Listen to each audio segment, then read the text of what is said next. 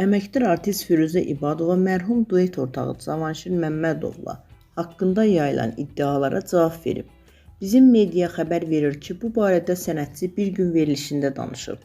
O, Cavanşir Məmmədovun məzarı başında sevgili iddialarından söz açıb.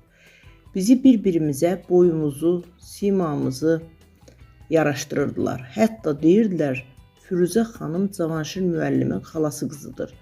Cavanşir müəllimlə aramda sənət sevdası olub, sevgi yox idi. Onun sevgisi öz ailəsində idi. Allahdan qorxun. Burada elə şeyləri açıqlayıram ki, nöqtə qoyuram. Cavanşir müəllim mənim sevgilim deyildi. Sənətinə sevgim var idi.